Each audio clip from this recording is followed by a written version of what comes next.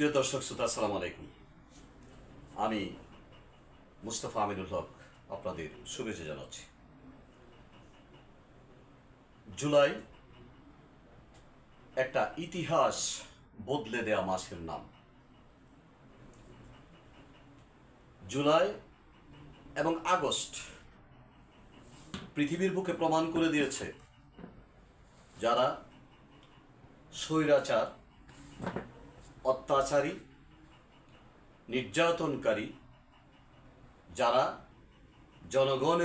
নিজের জনগণের উপর অন্যায়, অবিচার, অত্যাচার চাপিয়ে দেয়, তাদের পরিণতি অত্যন্ত নির্মম এবং নিষ্ঠুর এবং অপমানজনক।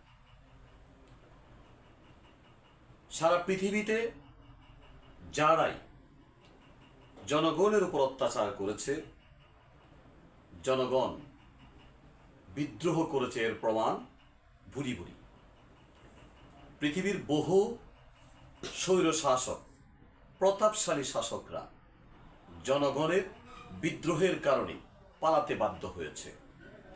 বাংলাদেশ সরকারও, বিশেষ করে হাসিনা সরকার, তাদের অত্যাচার, অবিচার এবং নির্বিচারে মানুষের উপর যে শাসন, স্বৈর শাসন চালিয়েছিল, সেই স্বৈর শাসনের পরিণতি তাদেরকে পালিয়ে যাওয়া, যে ইতিহাস অত্যন্ত করুণ এবং অপমানজনক। একটা দেশে, সারা পৃথিবীতে এই নজির কোথাও নেই যে একটা দেশের এমপি থেকে শুরু করে, চেয়ারম্যান থেকে শুরু করে, এমনকি মসজিদের ইমাম পর্যন্ত বিদ্রোহের কারণে, জনগণের বিদ্রোহের কারণে পালিয়ে যায়। এই ইতিহাস পৃথিবীর অন্য কোথাও আছে বলে আমার এই ক্ষুদ্র মানুষের জানা নেই। তাই যে কোনো শাসক যখন ক্ষমতায় আসার চিন্তা করেন, সবাইকে এই কথাটা মনে রেখে দেশকে শাসন করতে হবে। জনগণকে ভালো না বাসলে জনগণ আপনাদেরকে, আমাদেরকে ভালোবাসবে না। আল্লাহ সবাইকে হেফাজত করুন। আসসালামু আলাইকুম।